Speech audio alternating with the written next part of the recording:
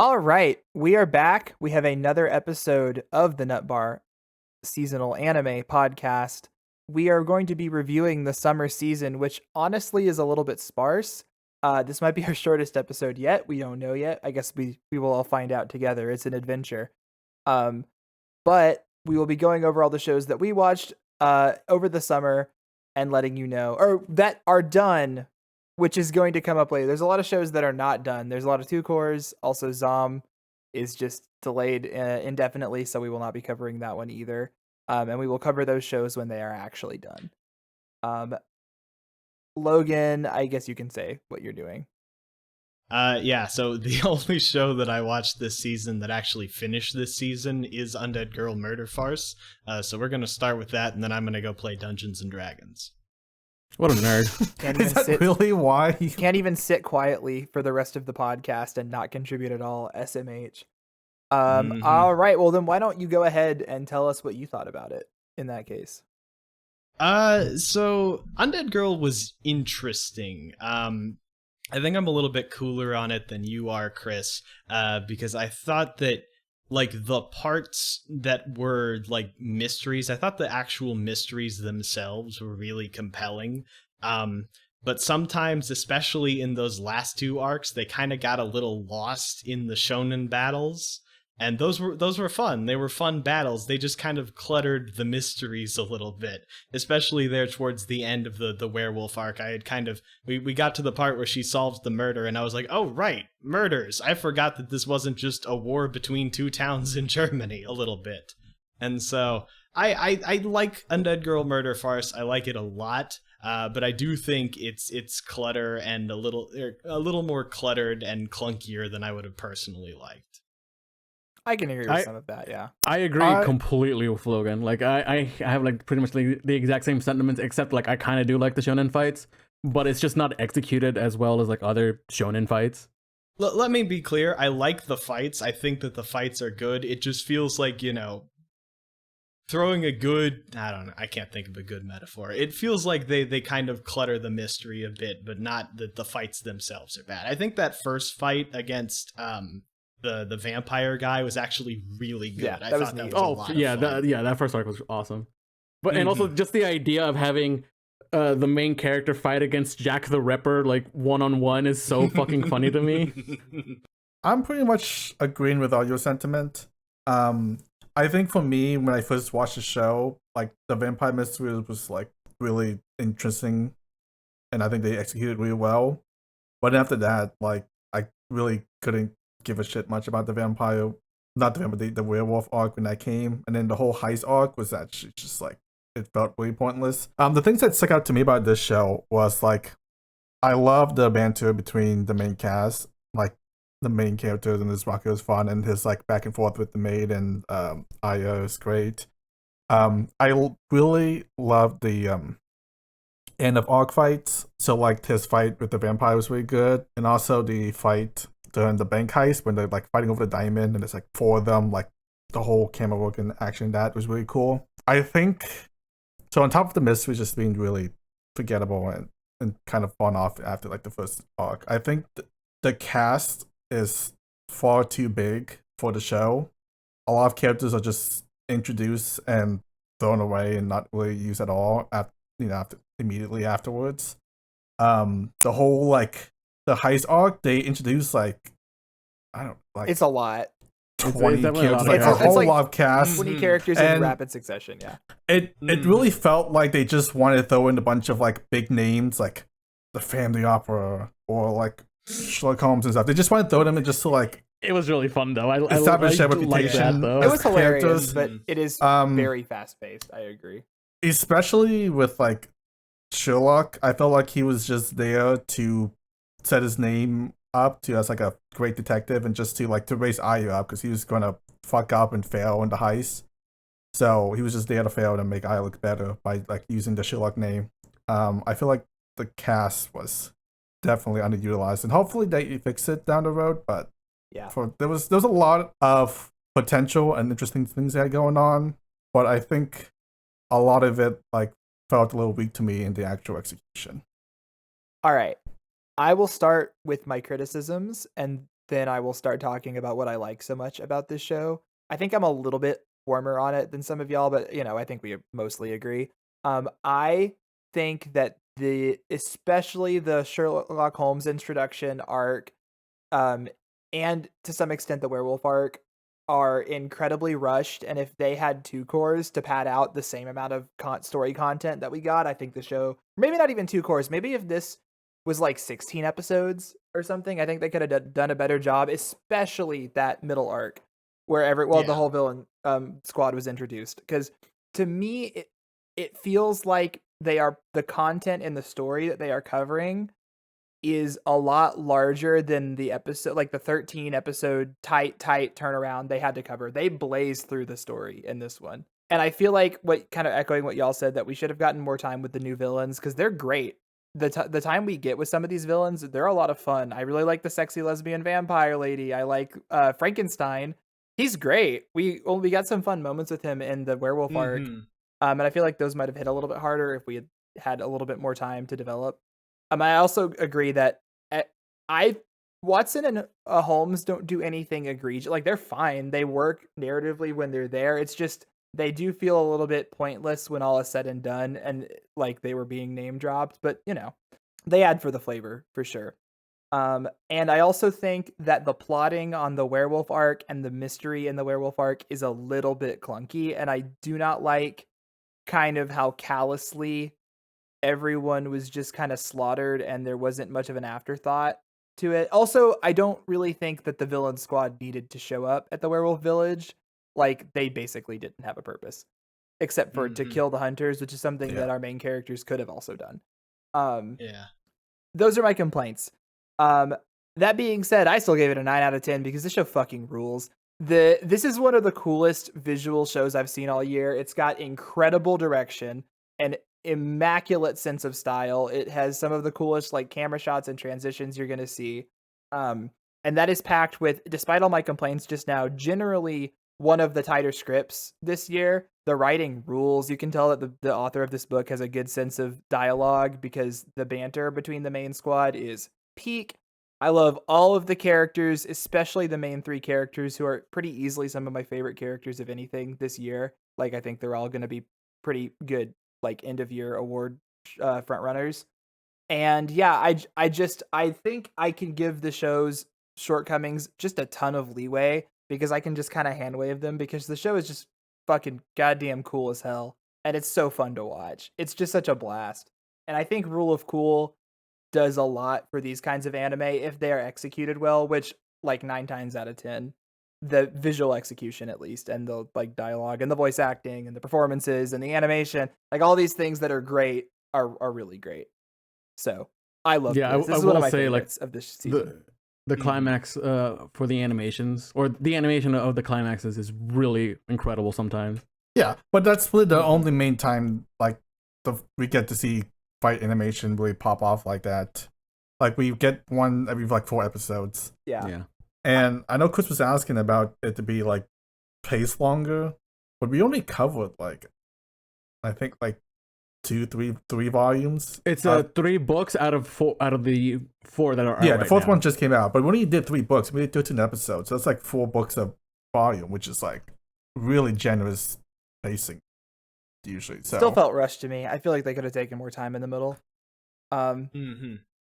Anyway, I also think that this show did the sort of Sherlock Holmes style whodunit mysteries, like deduction-based reasoning in the way that Sherlock does it. That is the best I've ever seen an anime do it, I think, ever, maybe. Except they did for 1 arc, and the rest of it just felt really like... I don't think they did it well in the Werewolf.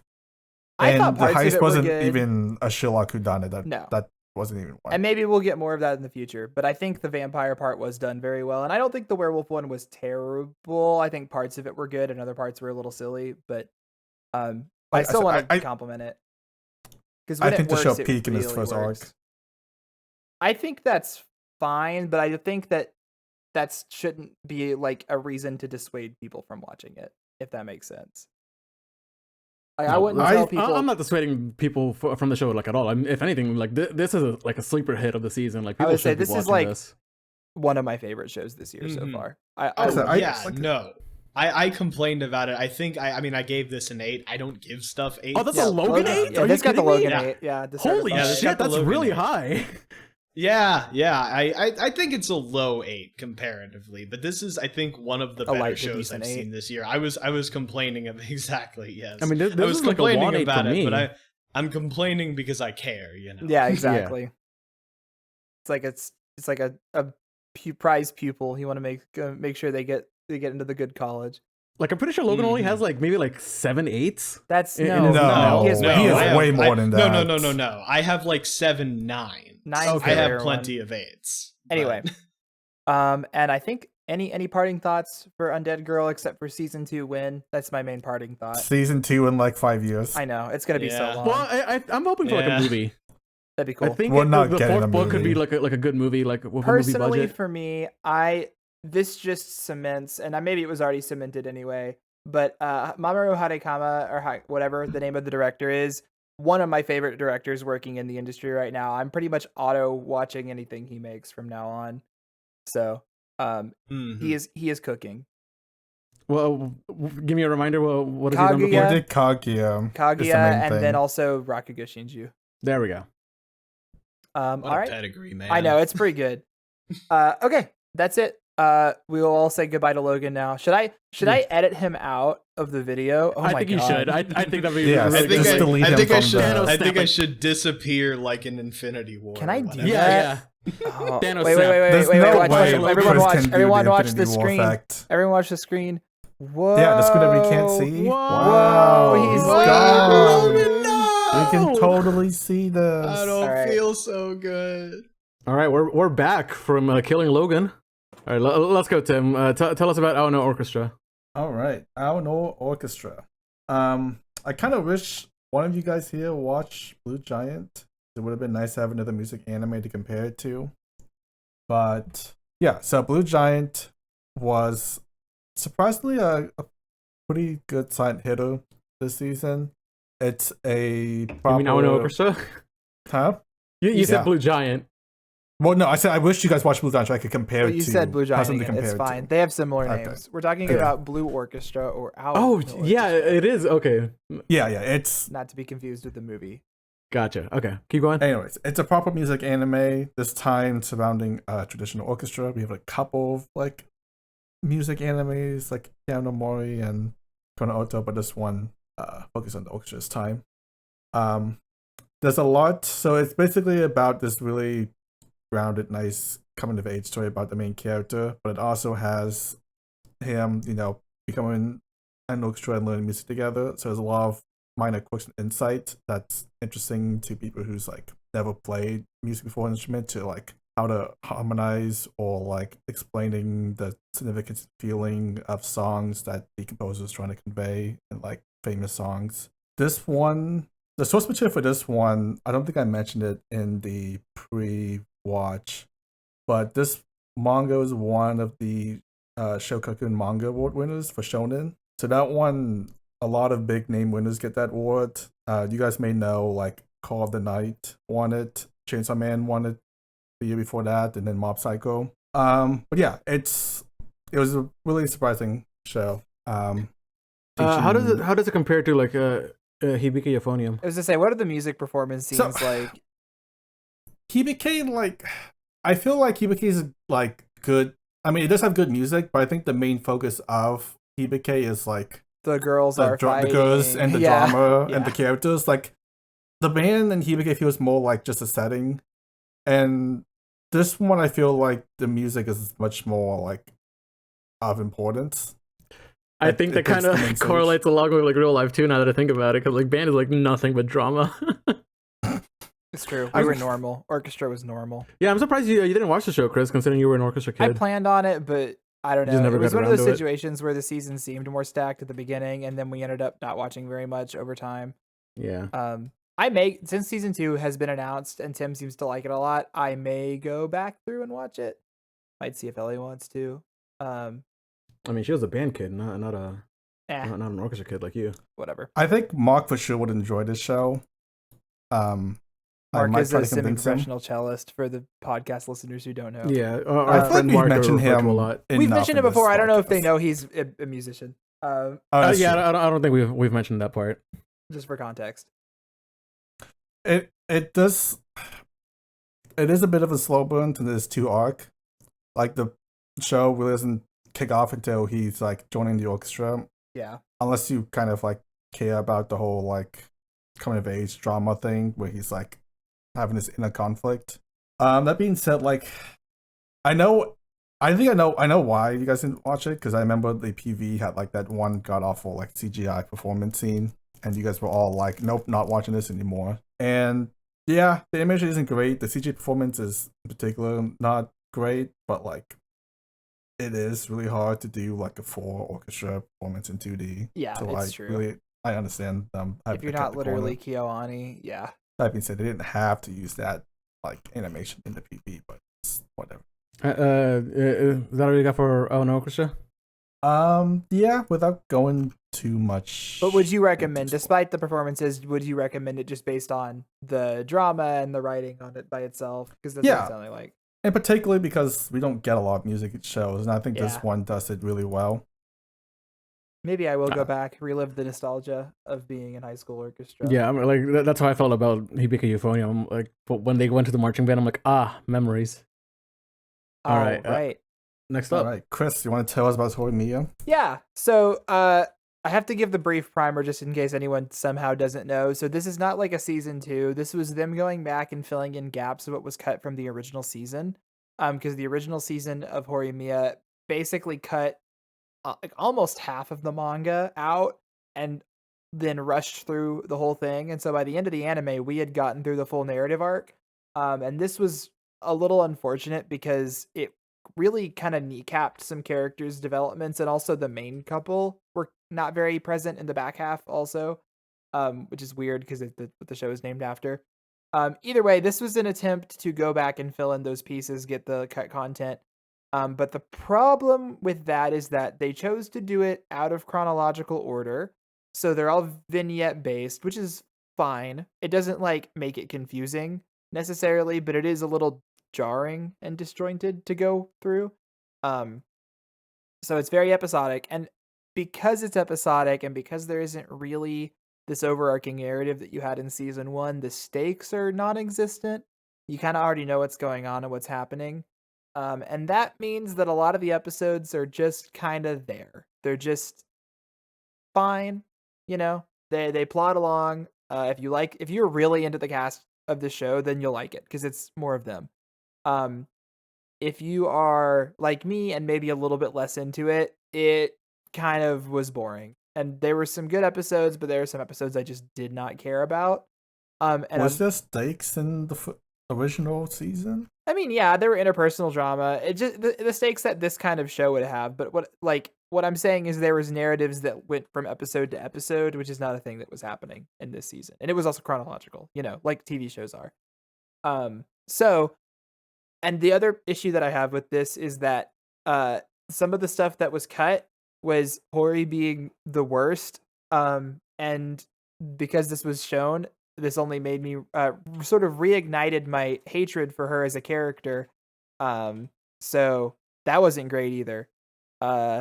Anyway, I was always kind of a Horimiya hater. And by a hater, I mean I think it's fine. But like I think it's one of the most overrated anime of all time.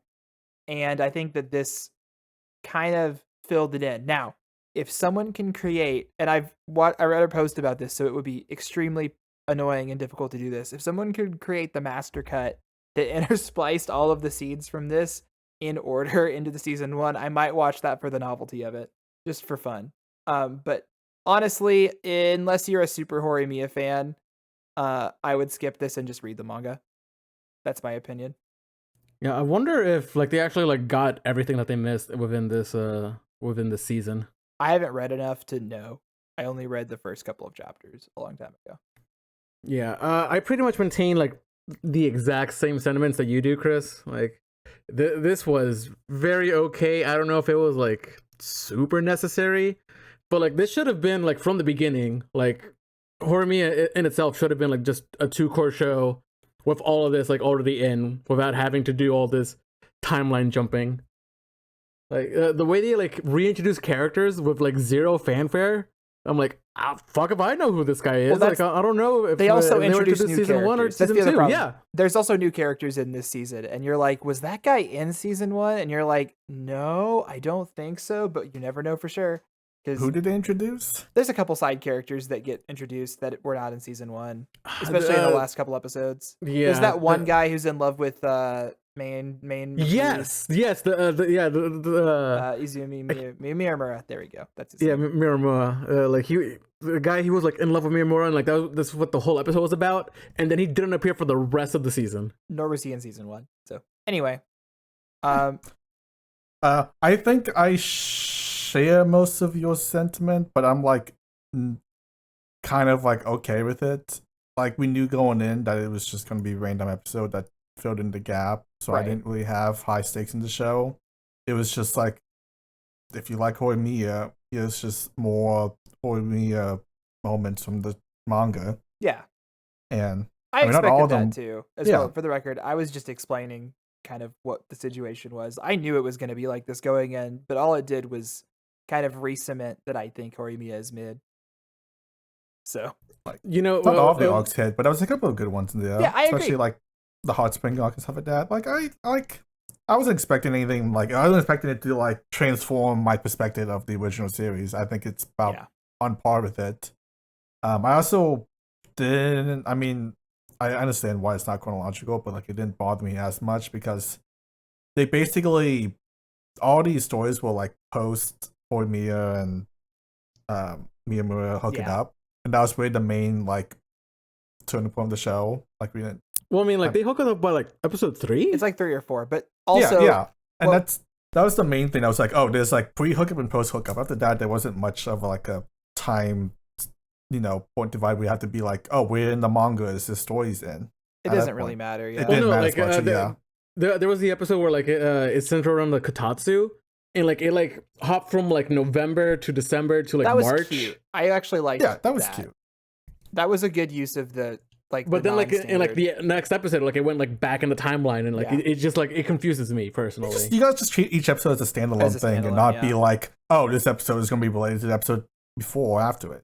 I'm a man obsessed with timelines, so like This guy's gotta keep it. like Gotta have I that need to keep guide. everything straight. Like I need to make sure like where I know where everything belongs. I don't know. It's definitely like a personal problem. Yeah, I want to pose this question to you guys. How do you compare this to the Osama ranking treasure chest season? I think. Okay, look, that's not a fair question. Because I am. It has to do with your attachment, and my attachment to Asama ranking is so much higher than my attachment to Horimiya. So I'm obviously gonna say I like Treasure Chest way more. Like I think the average episode quality is a lot higher. The anime, like because it's Osama and the production's great, and I like the cast a lot more. You I say think that most Chris. people would say that they're similar, but I think Yeah. that Treasure Chest was way better. Because you say that, but like I also have like a higher attachment to Osama ranking compared to Horimiya. But I think I hated the Osama ranking season more than this, because like a lot of the Osama ranking ones, like it just felt completely unnecessary. Yeah, I don't know if it's a like recency bias, but I can't remember very many like Okay, episodes I think in that's the gonna come Osama down to ranking. personal. And I taste. also think like Osama ranking was a much more like story narrative show, where like in Horimiya, like Yeah, there was season one always is- this kind of like It's slice of life. Yeah. Slice season of one is life, also side exactly story like this. gags. Yeah, I agree. And this one, it was a pretty drastic change of tone in the side story. So while I do think Osama ranking, I like Osama ranking overall better, I think the side story suited Horimiya better, and therefore I think I like this Horimiya side story Yeah, more maybe. than Osama ranking. Yeah, I'm not against I'm with shows Tim. doing this as a thing I know. necessarily. I hope people, the studios stop doing this. Like, just make like a full new season. But I was gonna don't say, wanna yeah, see side stories. I would They, much. I mean, they have side stories all the time, but they're called OVAs and not Exactly, like a yeah. full TV anime. Well, I So- don't think I would prefer if something like Horimiya never happens again, which is intentionally failing to adapt big chunks of a manga and releasing a season 1 that is disjointed and like it just feels wrong. Like I think most people came away with that sentiment after season 1. It was like, this feels like it's missing something. And then releasing it later is, I don't know. It's a weird choice. Yeah, no, I think I was would be more definitely into like it if I studio liked execs. Horimiya more. Yeah. All I'm saying is that Miyamura deserves better. He's Miyamura's such a good sweet boy. He's a such very sweet good boy. I think that they're well Does suited for each other. does the cast of Horimiya qualify for this year's awards? Yeah, or of no? course. Technically, but I think it'll be a lame thing to do. But Yes, I it would doubt be very lame, but, like, seriously any of them will win because they're much better characters. But I do like Miyamura as a Yeah, he's as a good boy. best boy candidate. I don't want to think about. we're not getting there yet. Yeah. Anyway, We're almost there, like 3 All months right. away. Yeah, I think that's about it. I think we've milked that's it. it. All right, let's move on. All right, Tim, tell us about Bang Dream. It's my go with 5 exclamation points. Yep, That's a lot. gotta have a lot of 5 exclamation points. So this is a standalone Bang Dreams. You can watch it without watching the others. This is another music anime. Quite like a stark contrast to Blue Orchestra. It's like less grounded. There's a lot more like melodrama about it, and it's less focused on like the music stuff. I mean, so like Bang Dream is this Bang Dream in particular is about this like this band that like fell apart, and they like try to like form a new group, a new band, and align themselves under like a single like goal. And there's a lot of like complex emotions that these characters like go through when they're trying to start this band. A lot of like bitterness, anxiousness, like hatred and confusion, a bunch of all these emotions. And ultimately, like the show like goes in and put all the emotions that the girls go through into their music. So it's like much more of like a emotional kind of go with it kind of like vibe. That being said, the animation is much better than this one, so I don't think Chris will have any. You said that they did the CGI good in this show? Yeah, a lot of Idol CGI is really good. I don't know, man. Like a lot of the examples that I've seen. I'm not an Idol fan or Idol watcher. You have not seen enough Idol shows to have that opinion. Some of it's really I've seen good. clips on Twitter and stuff. Yeah, and that's an opinion. Tim, as someone who watches more Idol shows, it's pretty good usually, right? Usually, I mean, they're definitely there's still exceptions bad exceptions that they're Idol CGI, but like some of them are just like flaws. Yeah. I'm just thinking of like Zombieland. Zombieland Saga. season 2 has great CGI. Season 2, but like season 1 was season all 1 of was season like 1 had bad production 7 years values. ago. Yeah, I guess Idol shows have evolved since then. they've gotten better. That was Mappa in their flop era too. They've gotten better in the past few Oh years. shit, that was Mappa. Oh my god. Yeah. Well, they're gonna watch flop a era. full CGI show. This We're year. watching that one right now. We'll see if we keep up with it. Which one? Fuck, what's it called? The Mirai Nikki ripoff. Yeah. Stay tuned for the mid-season episode where we talk about that. Little preview. I was talking about the Million Lives because he said he was going to watch that one. It's definitely like a show that like we might keep up if we got like nothing else to watch, but like No, I'm talking about Million Lives one. Million Lives? The Idolmaster shit! one. The not Idolmaster one, right? Yeah. Well, when does that come out? It's already out. It's this season. We can talk about it on the next episode. Oh shit! I didn't know that. Oh fuck! I gotta add that to my list. Any closing thoughts on Bang Dream? It's My Go? This one sounds like a solid entry in the series for sure. Probably the best in the entries, I would say. Oh wow! It was just a lot of fun, and they didn't have like a lot of like weight, like dragging it down. It's got a really high score. So, I will say that Idol like, fans are crazy. The melodrama did get a little like too much for me at one point, but it was just like 1 point. But I think it was just like a nice way about a bunch of like peak girls who were like literally just lost and not sure like how to express themselves, form a band, like a bunch of disjointed people form a band and find a voice to like express how they feel. Was there references to like past shows in this? For like no, there's cameos of characters from like the other franchises, but they're like the band who performs before them this one the band from another franchise. But gotcha. Okay, that's it's cute. a really just standalone thing where like, so it's like truly standalone. Okay, interesting. All right, Juan, tell us about what they came here for. Yeah, baby, Rent a Girlfriend season 3. It's here. Man, we're fucking here, I guess. This truly was Rent a Girlfriend season 3. So It really is. it truly was. So season 3, it's like a movie arc, right? Where Kazuya is making a movie with Chihiro, not Chihiro. What's her name? Do you remember, Tim? Chizuru. Chizuru? Yeah, Chizuru. Yes, Chizuru. They're making a movie together, and that is pretty much the entire season. Like, there's like a bit of a aftermath in the last couple episodes, and spoilers. Should I say the spoilers, Tim? I think you can go without saying it. Okay. There's a big event that happens at the end, and Kazuya actually does something cool for once, and like that's it. That's the entire season. Like Tim's really hyped up this season. I didn't hype it up. I said it was the best of the. Tim, that counts as hyping it up. That's a very low bar. You've seen the first 2 seasons. That's not a very high bar to climb. So, what I'm getting at though is that like, this was like the most boring season of Rent a Girlfriend, because like the reason why I got attached to Rent a Girlfriend in the first place was the spice. So and one wanted more like cringe, no wanted spice. more bad moments. I see. And ironically, by getting slightly better, you lost what made it special. Exactly. Like, it lost. Okay. So one so never wanted the to get entire good. the spice of the show is this character named Mommy. It's Kazuya's ex. Which one? Then you'll love the next season. Chris or Tim, I'm not gonna watch more. How does this one have that much higher of a score than season 2? That's crazy. Because of Chris, it's the Mal effect. It's an actually it's an actually like half decent like arc. It's a half decent arc, but like it's boring. Like nothing really happens until the end. Like even then, it's a much more like emotional core. It's definitely like emotional core and like than like comedy cringe gagness that like the first 2 seasons was. So apparently that wasn't Juan's thing, but like the cringe is 100% the worst part of Rent a Girlfriend, and like the cringe is there in every season, Tim.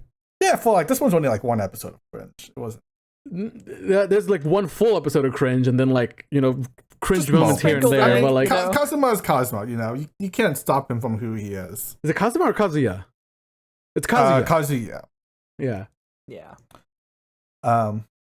But no, if you want more mommy, then like I don't want to watch the next season. I really don't. And I'm fine stopping here. It's so sad that Juan finally gets off the train that he and Mark forced. I wanted to be off it in season 2, and then Tim's like, "No, you gotta watch season 3." And it's like me and Mike beating are like, yourself fine. over the head with a hammer over and over again, and being like, "Ouch, this kind of hurts. Maybe I should stop." But I'm glad you stopped. But like, a friend comes by and he's like, "No, keep hitting yourself in the hammer." Yeah, like, Tim is like, "It's actually so cool."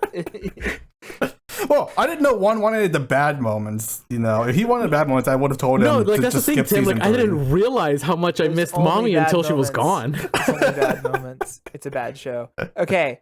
Hey, we got Mimi though, so Yes, I was gonna bring up Mimi. It's a new character that she like progresses the plot because like she really like pushes Kazuya and Chizuru together. She's like, "Hey, make a move now," and Kazuya's like, "Oh fuck," and like she's great.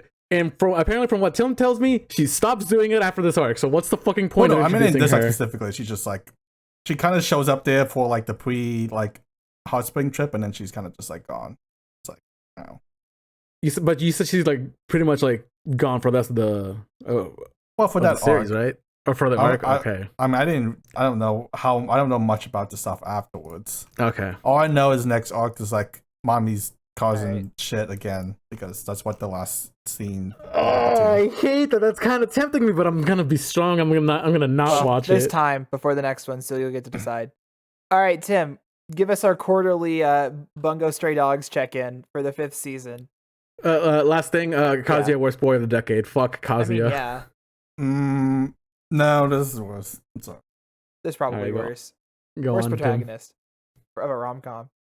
Anyway. Bungo season 5. Boy, do I love me a good anti-hero. The Bungo still does what it does great best, which is like continuously raising the stake every single season. Somehow, like when you think it's like can't be topped, they do it again. I think like season 3, they had a giant like Moby Dick whale in the sky battle monster thing, and the season they like raised the stake by like destroying the world, which was cool. But yeah, they continually keep raising stakes more and more, and it's fun to see like the main cast of people go up against these seemingly impossible odds. As like it's Bones doing this, so the action is always this does a lot of action to see, and they're not really they're not really doing very much anymore, so they have time clearly to work on. Are they doing Undead Unlock? No, that's no, it's David. David's doing David wait, Productions, I yeah. was getting confused for a second. Right. David was the 5 team.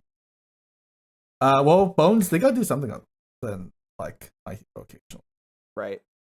I mean, My Hero and the Bungou Stray Dogs are like their two like They're main cash cows, mainstream. Yeah. Mm-hmm. I heard that this season caught up with the manga. Yeah, it did. Wow. So like, how many chapters of the manga are there like right now? Like 5 or something. Like it's gonna be like a while before like season 6 comes out, right? Unless they go anime only, which I don't think they're doing yeah, that. Most shows have moved away from doing that in this era of anime. So I would be surprised. And I think I might have seen a spoiler like literally earlier today, and I'm like, oh, okay. I don't even know the macro plot of this show, so I neither do I. There But like, I really saw episode 1 macro a plot. long time ago. It's just like a bunch of arcs, kind of. I think there's like 110 chapters so far. That's pretty small. Wow. Is it like a For monthly 5 release? seasons? Yeah, I guess. Anyway, good season though. Anyway, good season. One thing that this show reminds me of after like watching like High God and stuff is that they like keep the power system in this world very interesting. And that kind of something makes me wish that like more shows will like I agree do with more that. power system. All right. Next. Juan, want to tell us about Mushoku? Yeah, another big one. Yeah, Mushoku's Tensei season 2 part 1 because the second core will be out like in like spring or something. Yeah, 2 seasons from now. All right. This was a much slower season compared to season 1 because like it's a school arc. So like Rudius finds out that his mom is okay, and then he's like, okay, well, I guess I'll just go to school. Yeah. Like that's pretty much the entire season. Well, and like, well, the reason why he goes to school is because he can't get a boner anymore. Yeah, he can't get it hard. Like, yeah. He's been like, flaccid like for no, like they 2 play it like years. super serious too. Like he, I know he has the like plot just of this straight up season. erectile dysfunction, and like that's like kind of an interesting topic to like breach in anime because like that's like never talked I upon. just wished he was overage, but He's like 15. How old is he now? He's 15, I think 16 at the end of the season. Just if you're gonna, anyway, continue. But like it's a fantasy world, it's whatever. Like by the end of it, like he cures his erectile dysfunction, and like you just straight up cheer for him. Like it's crazy how much the show gets you invested in this man's dick. Can we quote one for that? Yeah, clip that, I guess, if you want. I do hope that Rudius realizes that it's like a mental block and not a physical one, because like the entire time he's like convinced it's physical, but like we as the audience we know it's by mental. the end of the season. But like it's not really like addressed. I feel. I feel like it's inferred once he like realized that it's like that what's his name fits this like fuck what's her name, Sylphie. I'm trying to avoid spoilers, but sure. Sophie. Well, I mean, who it is. Yeah, it's not very subtle. I know vaguely what's going on, and I don't think they're trying to be subtle about who it is. Yeah, like it's literally just Rudius who doesn't know who it is, which is kind of funny. But yeah, so the first half of the arc was like him adventuring and kind of like I don't know what the point of this. I think it was just kind of set him up. He was just solo adventuring. Like it was just him being separated from the other girl, and like he's just fucking adventuring, and like that's cool. I actually really like that. Like I kind of hope we get more of that after this arc. Him adventuring. Yeah, like Yeah, maybe it's like nice Helm and when they Sylphie actually adventuring after. go out into the like this really expansive, world that he built and explore it instead of being stuck in like school for like 8 episodes. But like, you gotta give the show time to cook, I guess. Mm-hmm. Yeah, this is the problem with doing like part 1s, part 2 shows, is because I really like this show doesn't feel like a complete season. It was just it's like definitely all he not did. like core, done. Yeah, Happens. all he It's did just- was go in. At least y'all You know know- that the new season's coming out, so it's more like a break. I mean, the first season is the exact same thing. Mm. 2-season break. So it's hard for me to rate the show on like how it is, because like we got a little bit of lore drop, we got a little bit of action, we got some like romance, we see like Rudy is mature a bit, we get a little bit of like everything here and there, but nothing to really like conclude or like really like sell the second season out yet. Yeah, I mean, like I think we're still like only like in the first third of the overall story. I don't even think we've like touched anything in this series yet. Jesus. It is It's long. a very, very long road down ahead. Mm-hmm. I don't want to say too much because it's spoilers. Right. Yeah. All right. Anything else we got to say about this? I think I'm good on my part. It was definitely a bit of a tear down. I was gonna the ask first that season. exact question. Like, how does But, it like, compare to the rest? The first season was like, S plus, S plus, and this is like A plus. So it's still good. It's just like a bit of a step down. Yeah. And we still gotta wait for the second half. So Yeah, like comparing this to like Rent a Girlfriend, like how they're like both like slower emotional seasons. I prefer this way more over Rent a Girlfriend. Well, I mean, yeah. I mean, It's like that's I'd say it's like really comparing good apples to comparison oranges, to but make. it's like Yeah. comparing They were apples to both- horse manure. So I mean, like, come on. It's because they're two shows in the same season. You know what I mean? Right. Okay. That- Moving on to something completely different. sure. Dekiru Neko wa Kyou mo Yuutsu. I forgot the English name. Masterful Cat is depressed again today. The Gohan's masterpiece. Oh shit! It is that show. That Oh. did finish the season. Oh my god. Right. Yes. First off, let me say it off, but I'm very disappointed in Logan. He is 0 for 2 for cat shows this year. Yeah. I expect more from a cat fanatic like himself. Anyways, Masterful Cat, I think we kind of all know the premise is like this useless office worker, can't do anything, has this giant cat who can magically cook and take care of her. And that's the general gist of the show. I know Chris gave the show a lot of hate in Wasn't just the me. mid-season, and Juan and this whole group about like the angles and colors and whatnot. I know other people, you were particularly like upset about it. Yeah, because it's ugly as hell. I honestly couldn't really care. I mean, it was like nothing like amazing, but it wasn't like. I also said it didn't that bother me. despite that, I thought it was fine. Like, I enjoyed episode 1. Yeah, I mean, it's nothing like amazing, but it wasn't like detracting or like pulling my attention away from like how bad it was. As long as the camera didn't do like barrel rolls in the middle of the episode or do like a skateboard 180 flip. But yeah, initially my main concern that I raised about this show was that the gag was going to get really boring really quick about like how are they going to like keep this interesting, because it was basically like the premise was just like, cat take care of human at the end. But like the show was pretty good about consistently adding new characters and elements to keep the show like fun and interesting throughout the show. And it has like a surprisingly like decent bit of like heart, and it's like some touching moments towards the end of its runtime. So like pretty low expectation, but like it really delivered, and I think I had a good time with it. Nice. I'm glad that Gohans can still, despite themselves, if they pick a good manga, can do a decent job at adapting it.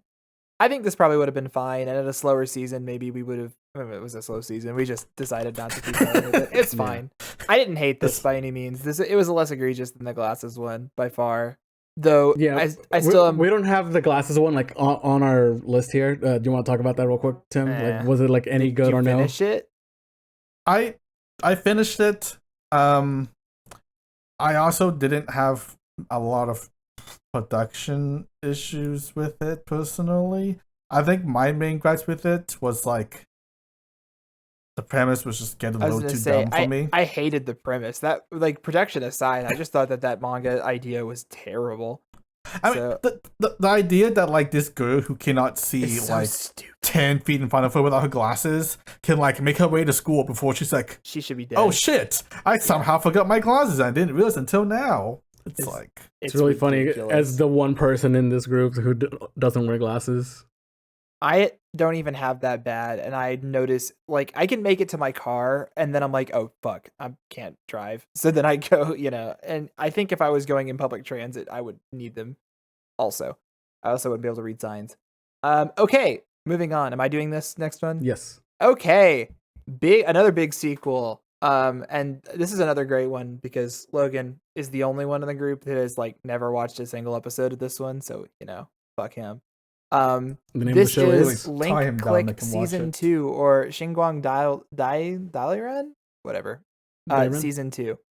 So this is immediately picking back up on where the first season left off in a huge cliffhanger. And it really does not slow the brakes down ever at the entire runtime of the show.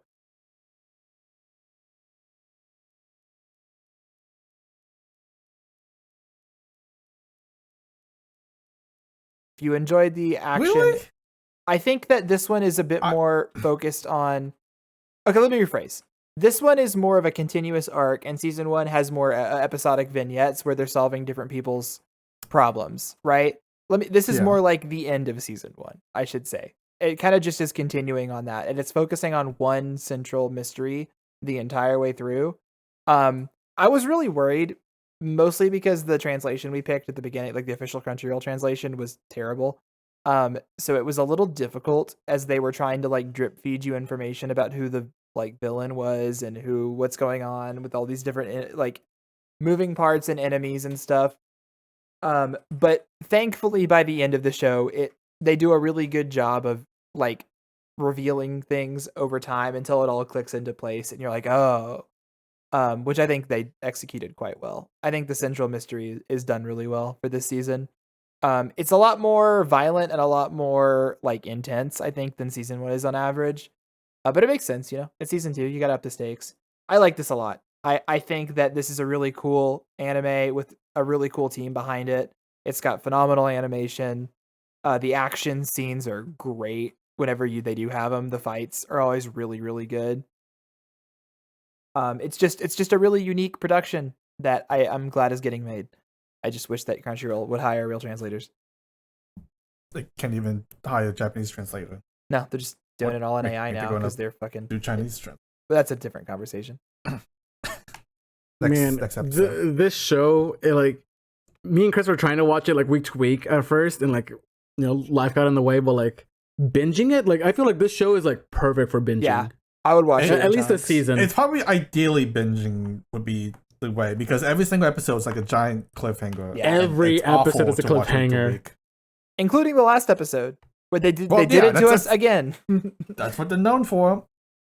I mean, I'm okay with the they're definitely not cliffhangers as in big this as show. it Yeah, this was one at for least season the main 1, narrative is resolved, so it's like there's more. but like it keeps it Well, open for the main narrative was solved in season 1 too. Like they caught the guy that was like causing other crimes. But they didn't catch the real killer because that's what this whole season is about. I mean, Yeah. that's fine because that's more of a lead into season 2 because we never Yeah. knew about the main guy to the very like end of season 1. So I think Yeah. that's why I was okay with the cliffhanger. But Mhm. yeah, the things that this show like does great, season 2 also does great. It still hits with the emotional punches. Yeah, for real, God. So many. it really The does. Action scenes still like top tier. Cliffhangers every single episode, looking you in. Like everything in season 1 did good. This one also did. I wasn't quite a big of a fan of the long narrative mystery. I of this one. agree. I think that I- it's a little clunky in the middle. I do think it's a little bit clunky. I also think I kind of preferred the more episodic nature of the first season, but I think this one was like still executed phenomenally. Yeah. They can clearly do both. I want them to go back to episodic in season 3, at least to some extent, because I think that those were some of the best moments. Like all there's all you all the most memorable moments of this show to me are those like narrative arcs, like the one about the couple over time was really sweet. The one about the mom, and or like the old lesbians opening up the noodle shop. Like there's just those are all great moments. And The so earthquake. God, yeah. the Oh fucking god, earthquake. that one was so fucking That the is earthquake, the basketball one? heartbreaking. Yeah. That was So- heartbreaking. I think that's what the show does best, but at the same time, like me and Tim were saying, they really do execute the continuing mystery narrative pretty well in season 2. So like they can do both if they want, clearly. I think season 3 might return to episodic, just Yeah. because, like, you know, We'll there's no see. like It was a overall mystery. pretty big twist at the end. Well, I think with the like twist that I think it would lean towards the episodic again. Yeah. In my opinion, at least. I think it depends how much the new characters involved Yeah. that shows up at the very end. So Yeah. Yeah. But definitely watch this show. Please, if you haven't seen season please 1, watch Link it's Click. one of the most bingeable shows of all time. I would maybe see if you can poke around. I think there is for season 1, I think there's a good fan translation out if you can find it. I would recommend finding that and not watching the Crunchyroll release because they're pretty bad. And I think season 2, I can't remember the name of the subgroup we were using towards the end there, but we found a different subgroup that was, I think, doing a fan translation that was like much, much better. So I don't know. I wish fan subs would return. Fan subs were great. I mean, there's some There were groups that people just behind thing. it. they're still a thing. They're just a little bit more limited. They're like way more limited now, though. Anyway, yeah, this is one of the peaks of the year. Honestly, I think it's an anime of the year contender. I think Definitely it's a really, contender. really strong. We talked about that on the mid-season. It's the opening is also opening of the year contender. It's fucking phenomenal. Mhm. I love that. There's a opening lot of good OPs this year, man. Anyway, It's gonna be don't hard. just because it's Chinese, don't skip on it. Which is hypocritical because I don't think I've watched very much else. But this is still Have you just seen any other Chinese show? I don't remember. Hit me up when there's another good Chinese Yeah, show you gotta get airing. this. King's Avatar. Yeah, Oh, I I've guess been that telling is you that one for Chinese, huh? years. Just like Huh. I've been telling you Link Click for years. Hey, at least we got there, right? At least we got Slowly but there. surely, Tim, your influence works. All right, Shiro, Seijo to Kuro, Bokushi. I only watched episode 1 of this, so the Yeah. other 2 can take it off. Man, I should have listened to you, Chris. Oh, really now? Oh, was I Yeah. right? Oh, how Yeah. delicious. Did we finish I hate no. We finished it, Tim. Okay. Yeah. But like Chris said, like, oh man, this show is like it's a whole lot of nothing, and I'm like, no, I see the potential here. I could definitely see this, like, you know, picking up later on with more characters introduced and like dynamics introduced. After finishing the show, no, Wow. it's very pretty to look at. Yeah, it's, I will give it that. It's nice really to nice hear. production values. But like story or like comedy wise, like there's like nothing. I feel like I could have told you that in episode 1. I did tell Like, him this that show- in episode 1. This show ended exactly how I expected it to end. I don't know what one saw in the show, but like I is just had exactly hope. within I'm like, expectation. we haven't met all the characters yet. There'll be dynamics and it'll get better, and it didn't. Like, I mean, I if the straight up wanted beginning to didn't drop have it great at near the dynamics, end. adding more isn't going to do it. Adding more usually just helps keeps the dynamic fresh. But if the like initial dynamic is already like, you know, kind of like static, then like adding, you know, it's Yeah, like the chemistry between the two was pretty bad, and their dynamic was And pretty it bad. stayed static. And I was really gonna say, if it just did. stays that way, then yeah. Sorry. My favorite part of the show was not skipping the Claris OP every single time. There you go. This is a I great. love hearing Claris. This is a great indication that you can just listen to songs that artists you like do, and you don't have to watch the anime attached to them. no, you gotta watch anime attached to it. That's what you're talking about. I Any feel other like Claris thoughts? has a very hit or miss ratio when it comes to songs that they do Yeah. for anime. Oh well. Any other The thoughts? share record, right? Magic I Record's probably really better have than this. no other thoughts. Like, I mean, this is like a nice show to have like in the background while you're doing something else. That's it. Yeah. So probably just a skip. Like I gave this a 5 Yeah. in my Middle of the mail. pack. All right. I mean, I give it a 5 too. Yeah. Sugar Apple Fairy Tale Part 2. Tim, did this improve? Because you were not very hot on Yes. season 1. What a Okay. massive glow up. Massive? Uh, How massive we talking? massive. What's What was like season 1 like that bad that like a decent show is like a big step up? Yeah. The first season was that bad. Wow. Which means that a lot of people aren't going to make it to this. Which is Yeah. I mean, like, what improved? Like, was it just the story or like visuals? We went from like an annoying cast, useless main characters, and like really no purpose to the show, to like most of the cast being redeemed. We actually have like a purpose of like, there's a purpose in the subplot going on to the show now where we know what we're doing. She's not just like aimlessly wandering around doing nothing. And the production budget had a nice like increase as well too. Like the background and animation in the last, especially like finale, really glowed up.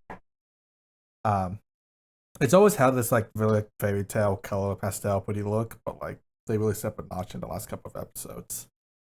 So part 1 was basically this girl who wanted to be like, I want to become like a sugar sculpture essentially, and she has to like compete to get like become like an official sugar sculpture thing. And all she does is aimlessly like wander around, and she has a best friend character who like literally cucks her and throws her to the wolves to almost die. And then you have like these other useless main characters like a random like girl who's like jealous of him. So after like Jonas, the great best friend character, like sabotage her, she like threatens her like fairy into servitude in order to tell him where she hid it, like sugar.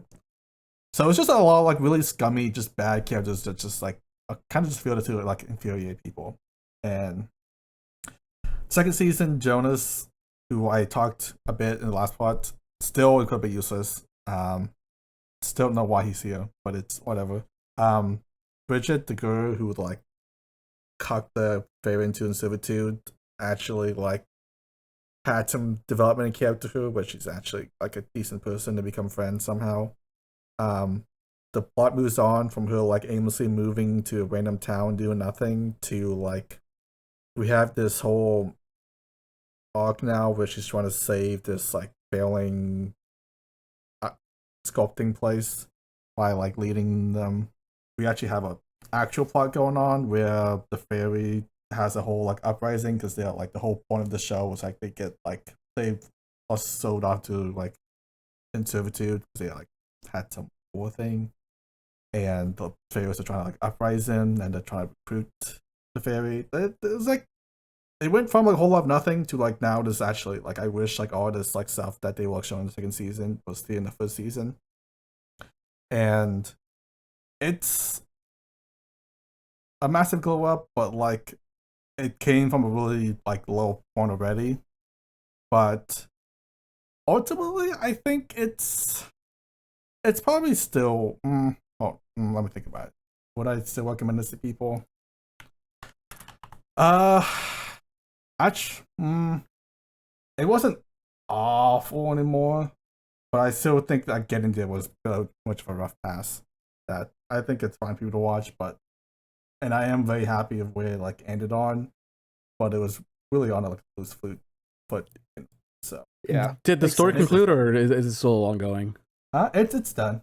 Oh, it's done. Okay. It's just weird that they picked this show of all things to adapt.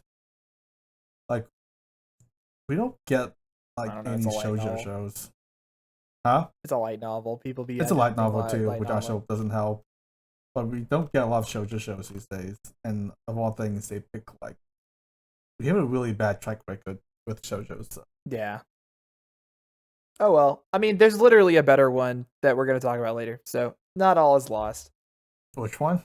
Watashi no Kekkon. Or no, That's not show. We can talk about the. It's got shoujo elements, but yeah, we can talk about the distinctions for that. But instead of shoujo, how about big a harem? Temple or Tenpuru, as Crunchyroll like really forces down your throat that it's called that way. Which is so incredibly dumb. Yeah. But I mean, just like the show, this show, very dumb, but very fun. I think this gets the Ecchi Bros stamp of approval.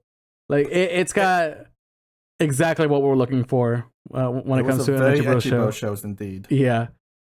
The Ecchi Bros were the ones we made along the way. I actually got kind of like invested in the harem dynamics, like mostly for like the main girl and the foreign girl who coincidentally has the same curse as the main guy. Like the sisters, they have no chance, and Kagura is gay. No, like, it's the opposite. very She has the opposite curse. yeah. Like, She doesn't like become a. She's trying to become like a slut, which she like falls in love with everyone. yeah. Well, no, she's trying not to be. She doesn't want to be a slut, and that's great. Because making her. Yeah, the curse is making her become a slut. Well, I wouldn't call it curse, but sure. Whatever. And then there's Kagura, who hates the main guy, and like she's just very clearly gay for the foreign girl, but like she won't straight out admit it. Like it really feels like they're like dancing around it, and like I just want her to be gay. Let her be gay. You know it's not going to happen. It's not. I like his dynamic with each girl individually. All of them together don't clash as well with me. Yeah, I can agree with that. I also think the main like story plot of the show is like non-existent. Yeah, I mean it's definitely there. Like we gotta restore the temple. I mean, we gotta have like her 2 episodes. Inherit the temple.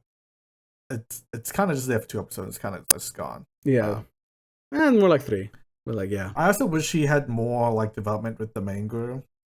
Yeah, it really does feel like they had like maybe like 3 or 4 episodes together, but like I don't know, this should have been more. And also the kid is kind of like yeah, the kid sister. It's a little weird that she's like so obsessed with him. Yeah, but still, I think this. I mean, we don't come for this show for like a cohesive, fleshed out, well-written story. No, you're just here for the titties and the dumb shenanigans that surround those titties. There's a lot of antics and gags in the show, and that are very fun. I think his personality suits the show really well because he's like he doesn't want to be a harem protagonist. To not give in to these like scenes around him. So he fills in really well. And like I said, I do love his like interaction with each of the girls individually. Mm-hmm.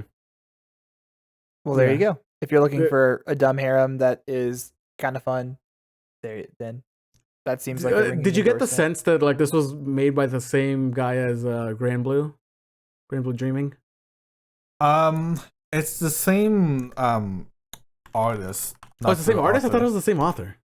No, it's the artist. Okay. And it's really a shame because, like, if you look at the manga art for this series for Temple, it is like much really, better, really gorgeous. And I think they like butchered it for. Yeah, well, it is kind of like a generic anime. Seasonal anime be like, yeah. All right. I mean, shows can still do it. It's just not this one. Yeah, okay. That's a shame. Tim, tell us quickly about Synduality Noir. I think this one completely slipped past both of our radars. It's the mecha show. It also slipped my radar initially because I was originally going to pass it off as like this mid video game adaptation that we didn't know anything about, and I was like, oh, I gotta like cut shows somewhere, and I cut this one.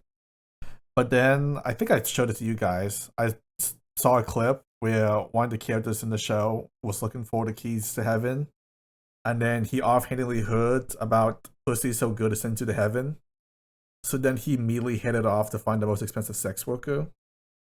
And I was like, I think I gotta check this out now. That is an insane sentence, yeah. It is an insane sentence, and I had to check it out for myself. And it didn't let down. There's nothing like revolutionary that this show does, but it has a very like this charm about it. It has a lot of like really likable characters. The action is well done and it's fun, and the music and OST is like really good. Being a video game adaptation, the show feels kind of episodic and it's not really till halfway that we get into the main story with like some proper character development for the main character. Because like so far, okay, so this is a split core, so this is only part 1, and season 2 is coming, I think, Later. next season. Yeah. But like right now, like the side characters are just like vastly better than the main character. I don't know, it's just because of the video game, so main protagonist supposed to be like self-insert, but like we don't really know much about him, and he's the weakest part of the show. But yeah, the side characters are all great. They're all very fun, and there's a lot of variety. We have like the guy I mentioned who's trying to find heaven and does a bunch of stupid thing. We have like a Team Rocket team that just shows up randomly to like cause chaos.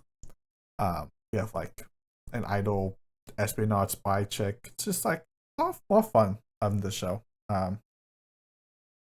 I'm kind of sad that we missed it on our radar initially, but Is it full CGI or is it just no. mixed? It's a mix. Okay. I think the robot scenes of course CGI, and Yeah. then the rest of it is like 2D. Cool. I'll keep that on the radar just in case it pops up. Okay, last up is Watashi no Shiwase na Kekkon, or My Happy Marriage, which was a Netflix original. I think it was original. No, it's based off a novel. Okay. This is, and we were talking about it earlier. If you watch the trailers and if you look at the description, it's gonna feel like a hardcore like Cinderella story shoujo, which is really funny because when it gets down to it, this is a magic battle anime that has a shoujo story happening in it also. No. Or I guess it's more like a shoujo story that no. has a battle anime in the background. Yes. Okay. The first like 6 episodes is I was gonna say straight up just like Cinderella. it is very like, Cinderella. And then after the Cinderella gets like resolved, I think the author was like, "Oh shit! Now what do we do? We did Cinderella." This show's pretty cool. It's got some cool stuff going on in it. I feel like you kind of missed out on this one. Not that I think that you should binge it, but I enjoyed it.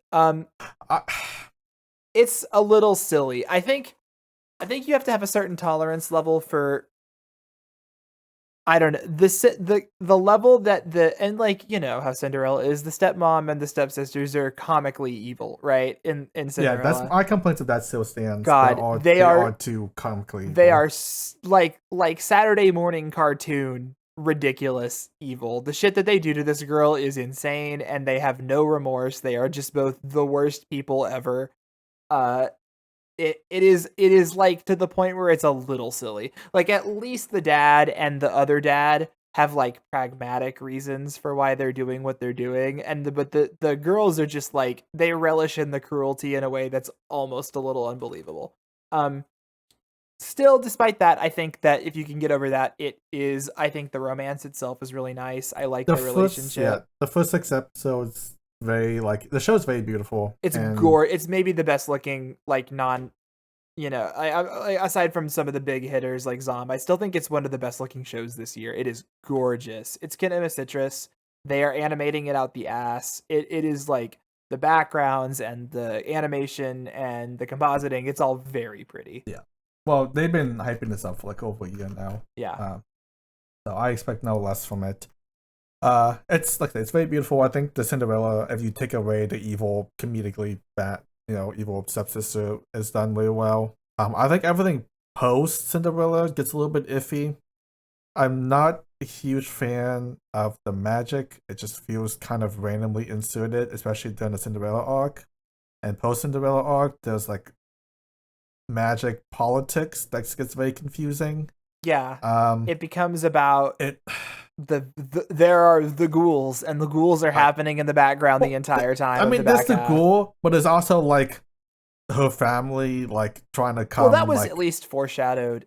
But yes, I agree. Yeah, but they're trying to like come, snatch her up, and then they give her up. But then there's the emperor who helped them find her, but also wanted to kill her, and it's just like it got very messy. It gets messy. Like I wasn't really like feeling the magic things either. I feel like the show would have worked totally fine without magic. Even like the post Cinderella stuff, it could have been just like the main family wanted to go, have their real granddaughter live with her.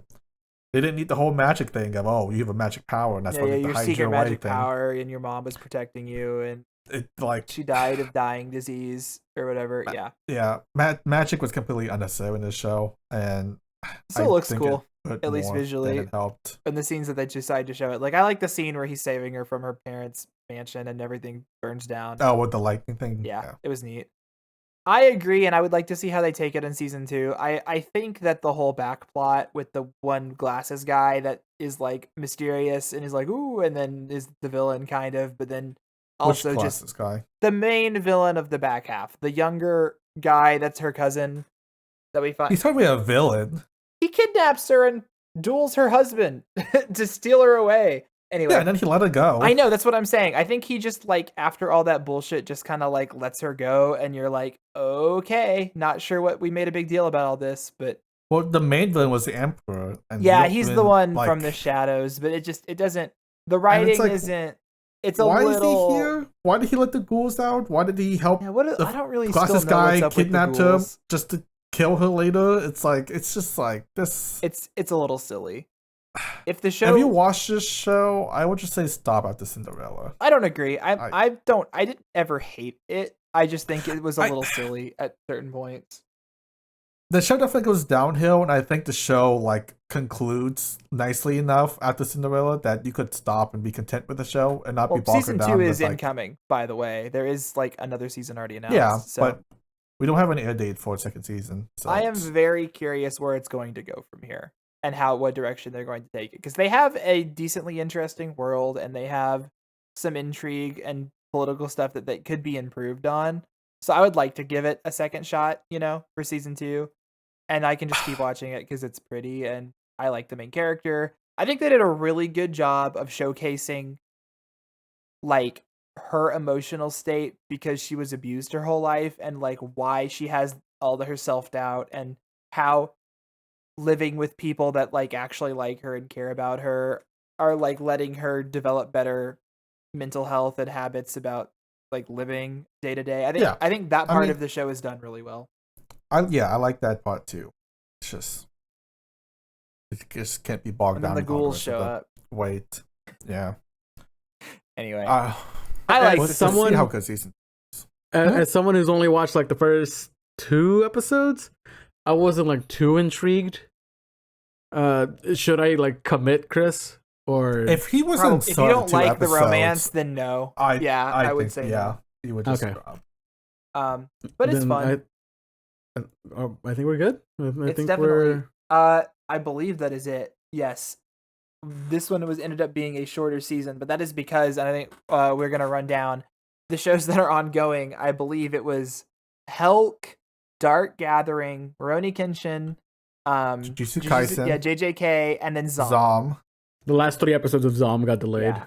So it's like so many of these big shows that we were going to talk about are to core. So we're going to talk about them at the end of next season. So by the way, next season review episode, the fall review season, is going to be 2 hours plus for sure. Yeah, God, there's just so much shit to talk fucking anime. Ugh. Which I guess cues us up for the next one, which is that we should be expecting the mid-season check-in pretty soon in a couple of weeks. We're getting all the new episodes. We're watching everything.